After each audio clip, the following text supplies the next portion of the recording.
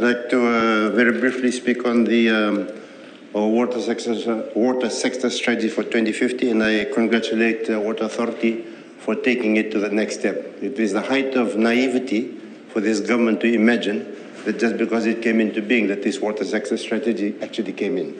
The formulation of this was something that was already in place. So to try to take all the applause credit for that is really idiotic to say the least.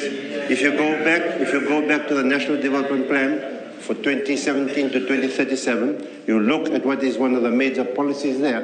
One of the major policy outcomes is to come up with the next stage of the water strategy. That was part of the 2017 to 22 plan. So these things were already in motion, All these things that you're talking about. First of all, I'd like to say, Mr. Speaker, sir, it's great that this has been done. I want to congratulate the board of Water Authority that was there before this current board, and I think we've got a very good team at Water Authority. Dr. Amit Shanan, Cyril Soderberg, the team has been very good at putting all of these things together. And you have seen progress.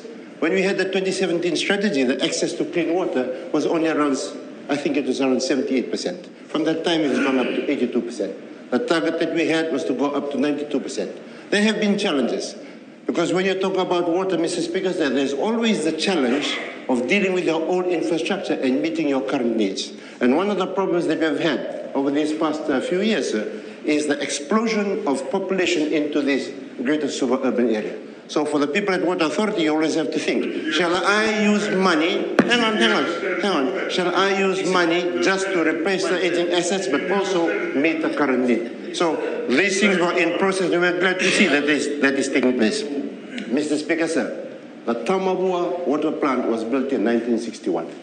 The next one that came after that was Waila in 1982. The first government that used green climate funds, to source green climate funds, to deal with the biggest water problem that we have in Fiji was the FijiFirst government that came up with it. That is something that is now in place in 2024. So it shows the devotion of the FijiFirst government at that time to make sure that we can meet this need for water in everybody. Yes, there are challenges with sanitation, with the treatment of wastewater, but there's a whole lot of other issues in that. It's not just about the plants. It's about the wrong stuff getting into the pipes. Stormwater, wastage from the various factories and commercial areas around, all of these things were things that had to be addressed. So I must say, Mr. Speaker, sir, I congratulate Water Authority of Fiji.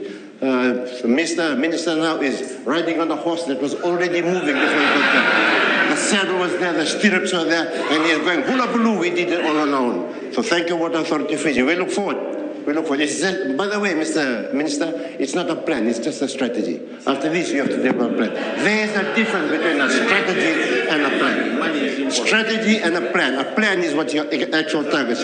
If you go to the NDP, you will see the specific targets that were there for 2017 to 22. I wish the Minister well, because the people of this country need water. There has been no government in the annals of Fiji's history that has done as much for water as the FijiFirst government.